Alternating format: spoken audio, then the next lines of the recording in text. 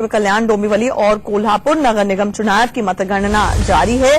कल्याण डोंबिवली से बीजेपी आगे चल रही है। बीजेपी 25 सीटों पर इस वक्त आगे चल रही है। शिवसेना जबकि 17 सीटों पर आगे चल रही है। कल्याण डोंबिवली चुनाव में बीजेपी इस वक्त 25 सीटों पर आगे है, शिवसेना 17 सीटों पर आगे है। हाल फिलहाल में हर रोज हम जिस तरह से शब्दों के बाण शिवसेना और बीजेपी के बीच में चलते हुए देख रहे हैं, इसे पोस्टरिंग तक माना जा रहा है। ऐसे में आज का कल्याण डोंबिवली चुनाव में जो नतीजे आएंगे, जाहिर तौर पर दोनों ही पार्टीज का आगे का किस तरह का कोर्स रहने वाला है, इसको वो डिसाइडिंग फैक्टर होने जा रहा है। हमारे साथ हमारे सहयोगी अभिषेक इस वक्त जुड़ रहे हैं। अभिषेक, शिवसेना सत्ता की सारथी है बीजेपी की, आगे क्या स्पीड ब्रेकर लगा के रथ से उतार देगी, खुद रथ से उतर जाएगी? आज के नतीजे बहुत अहम होने वाले हैं।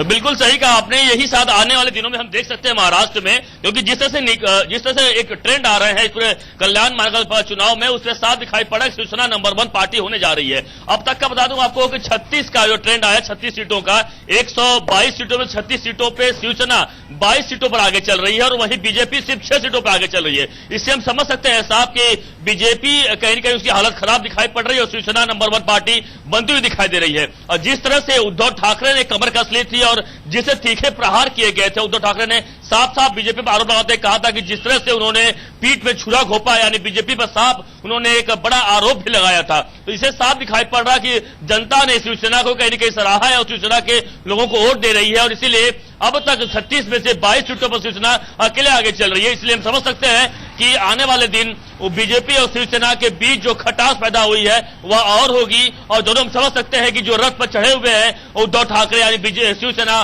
बीजेपी के साथ, वह रथ से जरूर जल्दी उतर सकते हैं, क्योंकि आने वाले दिनों में यानी अगले साल मुंबई महानगर चुनाव होने वाला है, जो सबसे बड़ा चुनाव होगा मुंबई और महाराष्ट्र के लिए। इस चुनाव के पहले हम समझ सकते हैं कि शिवसेना बीजेपी का अलग होना तय माना जा रहा है और आज के चुनाव जो अब तक जो ट्रेंड आ रहे हैं, साफ समझ में आ रहा है कि बीजेपी की हालत पस्ता दिखाई पड़ रही है। जी, हमारे साथ जुड़ने के लिए अभिषेक बहुत बहुत शुक्रिया। आपके पास फिर से अपडेट के लिए लौटेंगे।